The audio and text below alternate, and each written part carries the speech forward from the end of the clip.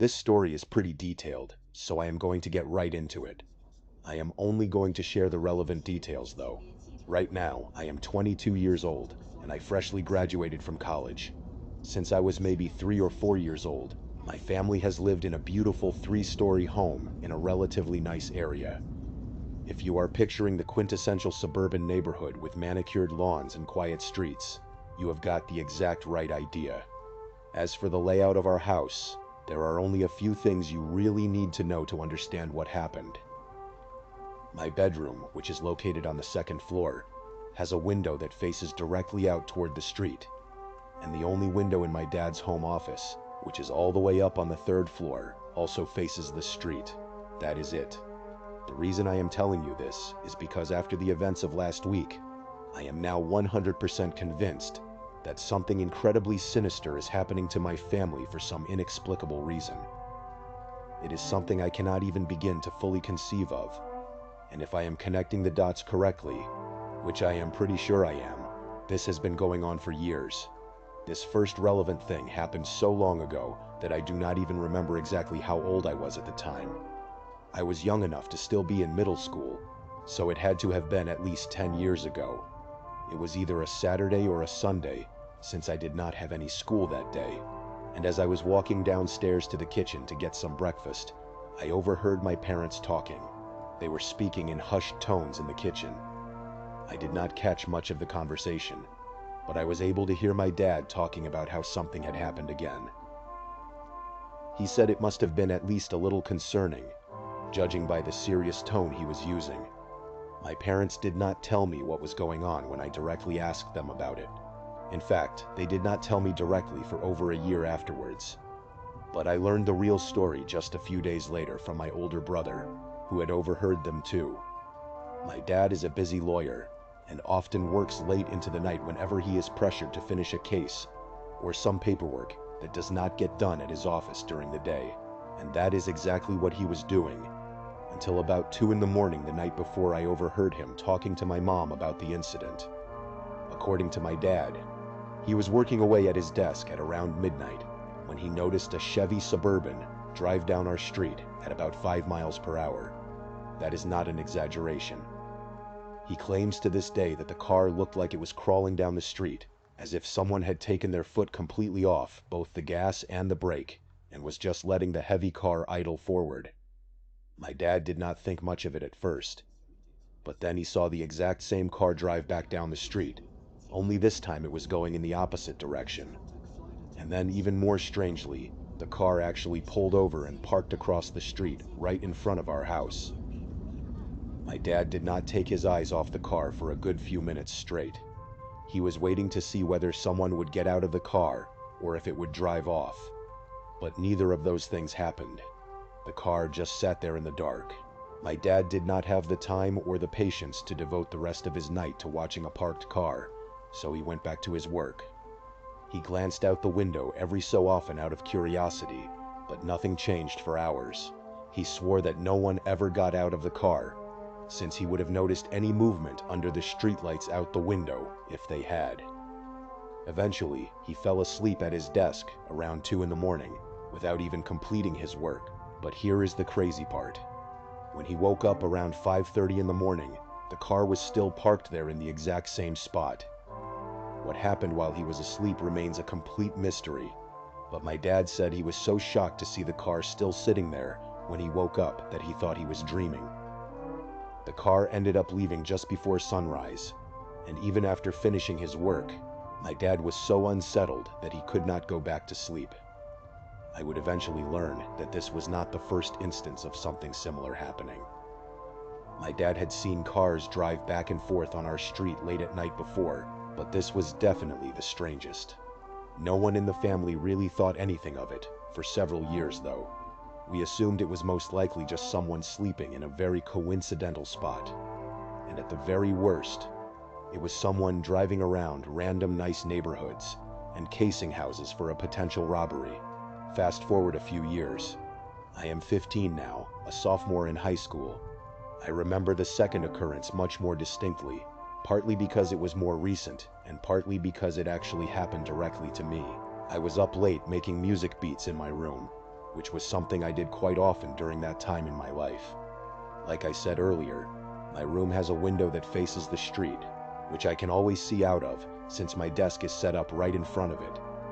I was vibing out with my headphones in, completely in the zone, when something from outside my bedroom window caught my eye. It was a little flicker of light. It was definitely unnatural and definitely not my imagination. I diverted my attention to the window and saw the strangest, most unsettling thing. There was a squadron of cars, at least 3 of them. They were driving down the street at a very slow speed. That by itself does not sound too bad, but I quickly realized that the people inside the cars were shining flashlights directly at the houses. That is where the flicker of light had come from. I kept watching in a state of confused anxiety, as whoever was in the first car swept their flashlight beam across the house next to mine. Then they started shining their light at my house, and I actually ducked down underneath my windowsill when I realized the beam was about to sweep right past my window. Not 2 seconds after ducking down, I watched the flashlight beam illuminate my ceiling for a couple of seconds before everything went dark again. I waited a good 20 seconds before re-emerging, and by the time I did, the cars were much further down the street. I watched as they got to the end of the street and turned off. You can probably imagine how I was feeling in that moment. It was incredibly tough to get much sleep after that. I obviously told my parents about it the next morning, and as a family, we collectively agreed that it was probably a group of teenagers or criminals casing houses, looking for ones with no one home that would make easy targets for a break-in. My dad installed a Ring camera after that, and he even put some security cameras with motion lights in our backyard. I cannot remember for sure, but I think my parents might have talked to a few of our neighbors to see if anyone had experienced something similar. A couple of years later, the next thing happened. While doing some landscaping in our backyard, one of the contractors my dad had hired claimed to have found a small hidden camera tucked into one of the bushes near the fence. It was tiny, no bigger than a car key, but it was definitely a camera. It was battery-powered, and the battery had long since died. It did not have a SIM card or any memory card inside, which meant it was not storing anything locally or using cellular data, but that did not rule out the possibility that it had been streaming footage to an external device nearby while it was active. My dad said the most likely explanation was that someone had been parked close enough to receive a live feed until the battery gave out. Why anyone would go through the trouble of hiding something like that on our property and then just leave it behind was a complete mystery to us. But it definitely was not the kind of thing that you stumble across by accident. As furious as my dad was, he could not figure out when or who had placed it there. Even after combing through the last few months of security camera footage, or at least everything the system had recorded and stored, we found nothing. I was convinced that one of my friends had been pranking us. But even after pestering all of them, no one fessed up to placing that camera there. My parents were really worried we were being targeted, and they even reported everything to the police. But the home security they had already installed was pretty top-notch. So it was not like they could upgrade things much more than they already had. Nothing happened for a little while after that. It was not like there was this constant cloud hanging over our heads. We all just kind of moved on with our lives the way most people probably would. The next thing worth mentioning happened a few years after we discovered the camera. Our immediate next-door neighbors moved away, and their house was re-inhabited super quickly. Like, it was only vacant for a few weeks at most. That is not exactly the most unusual thing, because my neighborhood has always been a very desirable place for families to live. However, I noticed pretty quickly that the people who moved in were not parents. It was just a youngish couple with no children. I remember finding that a bit odd considering the massive size of the house, but I assumed maybe they were planning on starting a family in the future, or maybe they just wanted a big place all to themselves. On several occasions after they moved in, though, I caught them looking into our yard through their top floor window. They were always doing this at strange hours, either really early in the morning or really late at night. At first, I figured they had a workstation or an office up there like my dad, and they were just seated right in front of the window. But then I noticed they were always standing up, which completely eliminated the desk hypothesis. I knew I was probably just being paranoid, but I am a pretty observant person by nature. So if someone is going to do something out of the ordinary, I am going to notice it. Either way, I did not think too much of it. I just found it mildly amusing that our new neighbors seemed so fascinated with the layout of our yard or whatever else it was that they were always looking at.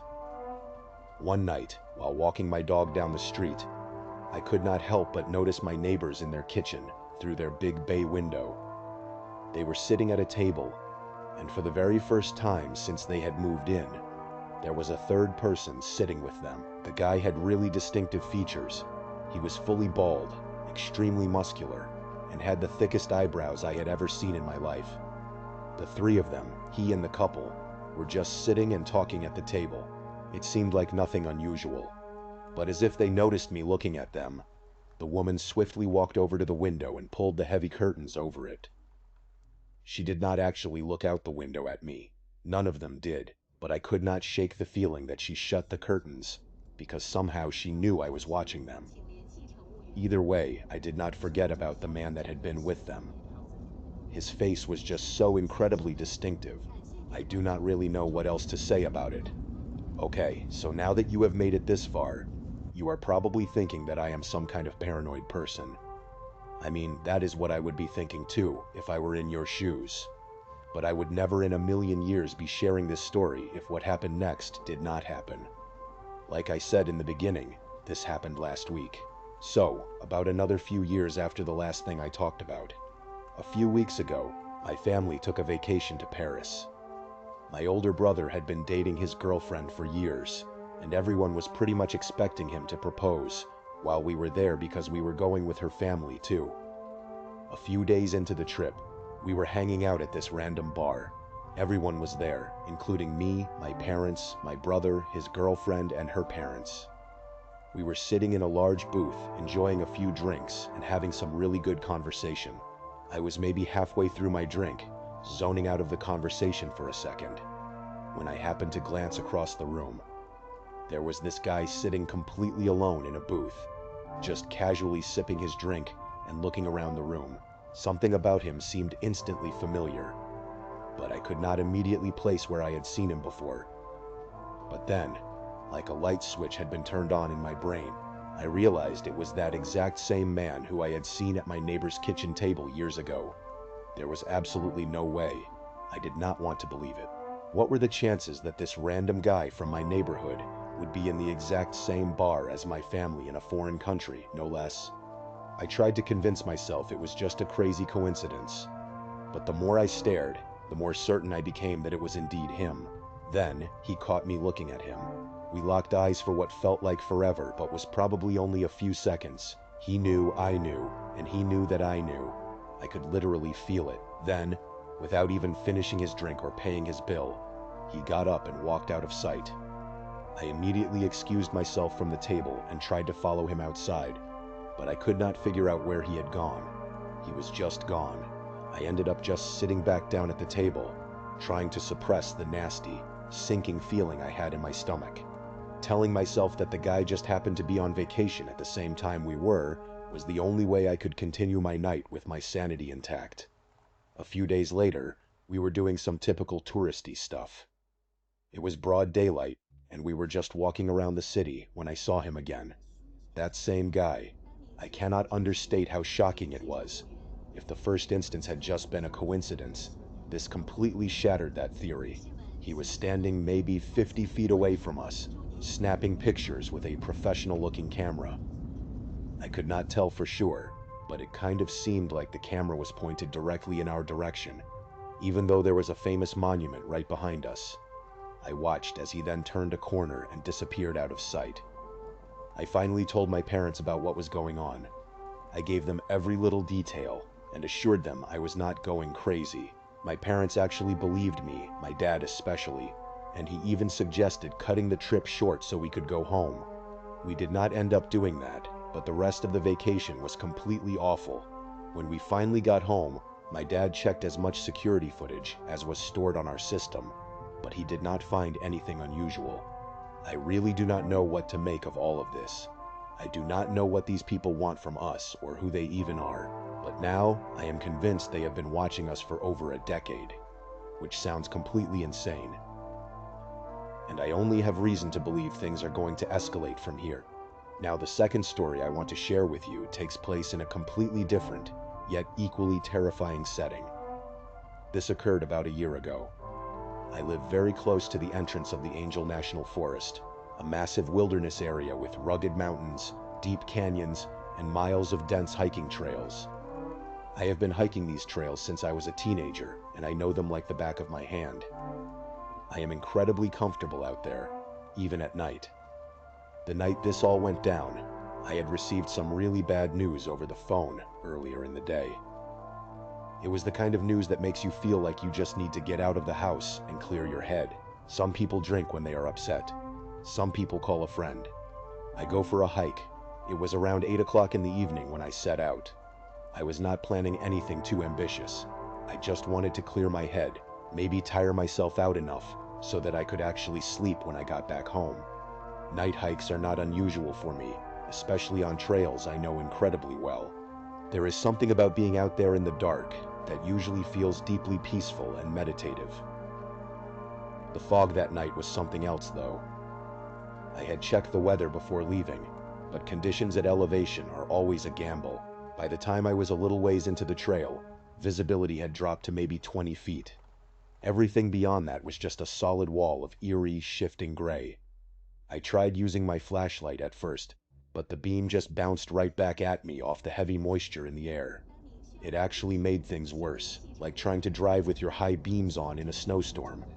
So I mostly kept it turned off, letting my eyes adjust to what little ambient light filtered through the trees. I had music playing on my phone to deter any wild animals from bothering me, which was a safety tip I had picked up from my dad. About an hour into the hike, I noticed a smell. It was faint at first, and I actually stopped walking for a second because it caught me so off guard. It did not smell like a natural wood smell. It kind of smelled like perfume, which I know sounds absurd, but that is genuinely what it smelled like. It was not strong or overwhelming, just this distinct floral scent that had absolutely no business being out there in the middle of the wilderness. I looked around, which was completely pointless because I could not see anything through the thick fog anyway. And by the time I had finished scanning the darkness, the smell was completely gone. I did not really know what to make of it, so I just brushed it off. About 10 minutes later, though, there was a brand new smell. This time it was something a little more familiar. It smelled like a campfire, so I instantly connected the dots. There was probably someone camping somewhere out there in the woods, and that also probably explained the perfume smell. But the campfire smell was only there for about 30 seconds before vanishing entirely, which was a little strange. It was not until smelling the third smell that I thought something was really off. It was this herbal, almost earthy scent that I immediately recognized from my childhood, but could not quite place. The familiarity of it, combined with how completely out of context it was, deeply unsettled me. I probably should have turned around the moment things felt off, but I kept hiking forward. Things were normal for a while, and I started feeling a bit better about everything. But as soon as I felt even the slightest sense of calm, I noticed a flashlight beam on the ridge to my left. The ridge runs parallel to the main trail, but it sits maybe 100 feet higher. And there are no marked trails or access points up there, which I know for a fact because I have looked at trail maps plenty of times, wondering if there was a way to get up there. The terrain is just too dangerous. You would also have to bushwhack through some seriously nasty thick brush to reach that elevation from where I was. And yet, there was clearly someone up there. The flashlight beam would turn on, sweep across a section of the ridge, then turn off. And then a few seconds later, it would turn on again somewhere else. In that very moment, I realized that listening to music was now a huge liability. If someone was out there, I needed to be able to hear. So I turned the music off and listened intently. Whoever was up on that ridge was whistling. It sounds normal enough, but it really freaked me out. If I could hear them whistling from that far away, they would have definitely heard the music I was just playing. At that point, I was several miles into the trail. The smart thing would still have been to turn around and head back, but I did not want to. There was a little overlooked spot up ahead that I knew about, so I told myself I would take a break there and think things through. But as soon as I made it to the overlook, I saw something that made everything about 100 times worse. There was a stone sculpture sitting on a flat rock near the edge of the overlook. It was a small, deliberately stacked pile of rocks, and I knew what that meant. It meant someone had recently been right here. I instantly stood up, turned around, and started walking back the way I had come. But out of nowhere, I heard rapid footsteps approaching me in the direction I was walking. It was unmistakable. It was 100% a person's footsteps, not an animal's. I did not even have time to think. The footsteps were so close that all I could do was hold my ground and prepare for some kind of physical altercation. I did not even have time to run, but as soon as the footsteps sounded like they were right on top of me, they just abruptly stopped. It was really, really scary. I kept staring into the thick fog, but I could not see anything at all. Part of me thought whoever had just charged me was now standing perfectly still, somewhere just out of my field of view. But that did not make any sense. If I could not see them, how in the world did they know where I was? I waited another few seconds and then slowly pulled out the switchblade I always kept in my pocket for protection. I kept holding my ground, just waiting to see or even hear something, waiting to be attacked. But now it was just dead silence. I did not know what to do. I did not want to announce my presence, but I was pretty sure whoever was out there already knew exactly where I was. The thing that made it so much worse was that the footsteps had come from the direction I needed to go to get back to my car. There was no alternate route. If I wanted to leave, I had to walk directly toward where those footsteps had just come from. I tried to hold out, but I could not wait there forever. So, I started moving forward. I was fully expecting to see someone step out of the fog eventually, at which point I do not even know what I would have done. But the further into the fog I went, the more I started thinking that whoever had been there had somehow run off without me hearing them. The paranoia was excruciating. Every few minutes or so, I swore I heard one or two extra footsteps, like someone was matching my exact pace from behind. I kept looking over my shoulder, but there was nothing but thick gray fog every single time.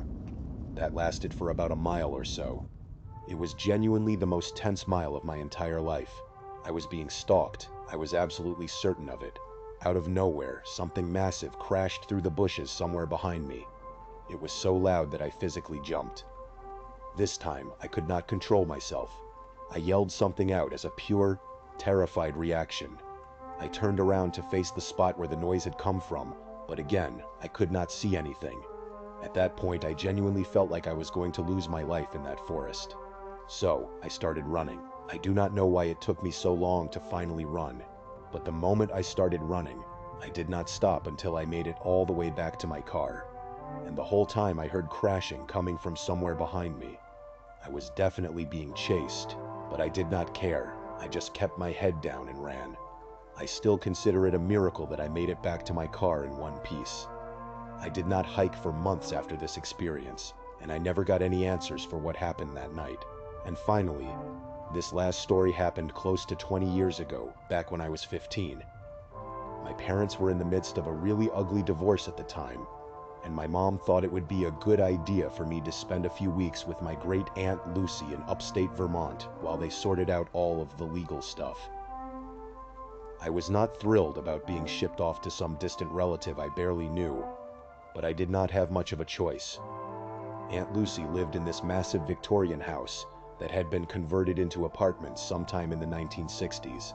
She owned the entire building and rented out the top 2 floors to tenants, while she lived alone in the sprawling first-floor unit. The place was beautiful in a very specific, old-fashioned way. It had high ceilings, original hardwood floors, intricate moldings around every single door frame, and movie-type stuff like that. What struck me as odd right away was that Aunt Lucy seemed to completely avoid certain parts of her own apartment. She had this huge master bedroom with tall windows and beautiful antique furniture, but she slept in a small, cramped den off the living room instead. That was actually one of the things I asked her about. to which she just replied that the main bedroom got way too much morning light. I then stupidly asked if I could sleep in there instead, to which she just glared at me disapprovingly. You have got to remember that things were a little different back then, and respecting your elders was practically a law. So, after that interaction, I held my tongue, not wanting to upset her any further. The first few nights I was there, I kept hearing what sounded like someone walking around in the apartment directly above us. I figured it was just one of the tenants, maybe someone who worked late-night shifts. But the weird thing was how methodical the walking sounded. It was back and forth, like someone was pacing the entire length of the apartment.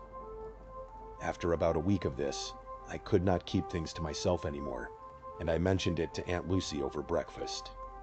She again gave me this strange, cold expression and said the second floor had been completely vacant for over a month. I insisted that I had been hearing someone walking around up there every single night, but she just shook her head and told me I was just hearing the old building settling. Her explanation did not make any sense, but I was not about to argue with her. The next morning I told Aunt Lucy I wanted to see the vacant apartment upstairs. She seemed very reluctant, but I kept pressing her, and eventually she agreed. Just like she had said, the second floor was completely empty. But as we walked through the empty rooms together, I saw something that immediately validated what I had been hearing. There were fresh scuff marks on the hardwood floors, like someone had been walking the exact same path over and over. The marks formed a clear pattern from the front of the apartment to the back, exactly matching the route the footsteps seemed to make each night. When I pointed this out to her, Aunt Lucy said the marks were probably just left over from the previous tenants, but they looked way too recent for that. I told her this, but she just dismissed me like I was some babbling child.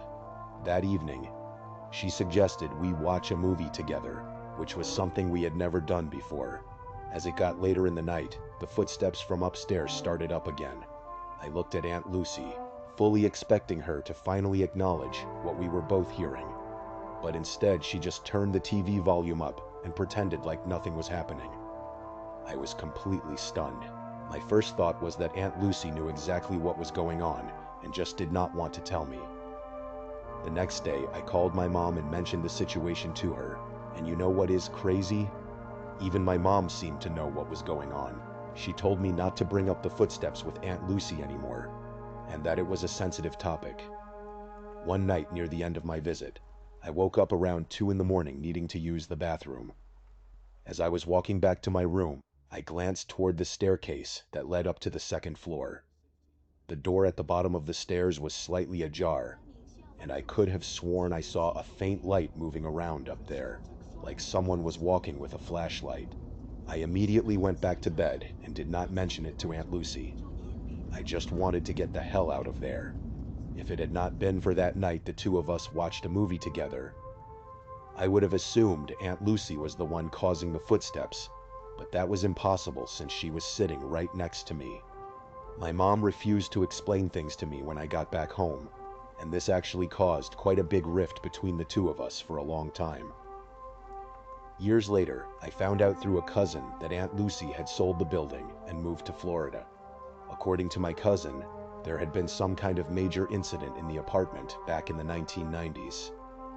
Someone had died there under very unclear circumstances, and the family had tried to keep the whole thing quiet. That was also around the time Aunt Lucy had inherited the building. I have never believed in ghosts. I do not say that to sound dismissive or close-minded. I just genuinely do not believe in them. I think that is a pretty silly way to interpret things you do not understand, to be completely frank. So, when I think back on what I experienced in that house, I always find myself searching for some other logical explanation. Maybe Aunt Lucy was sheltering someone up there, like a relative who was in serious trouble, or someone who needed to stay hidden from the law. Or maybe she was being blackmailed, forced to let someone live in her building without anyone else knowing. Maybe the incident my cousin mentioned was not as closed as the family wanted to believe, and whoever was responsible still had some kind of hold over her. Or maybe the entire thing was completely made up, and my cousin was just needlessly gossiping about family drama. I really do not know. What I do know is that my mom knows something, and I will never fully forgive her for withholding that information from me. I think this is just one of those things that will never have a clear explanation. Thank you so much for watching. Let me know what you thought of today's episode in the comments. And remember, we have a whole playlist of true crime episodes ready for you to binge right now. Until next time, see ya.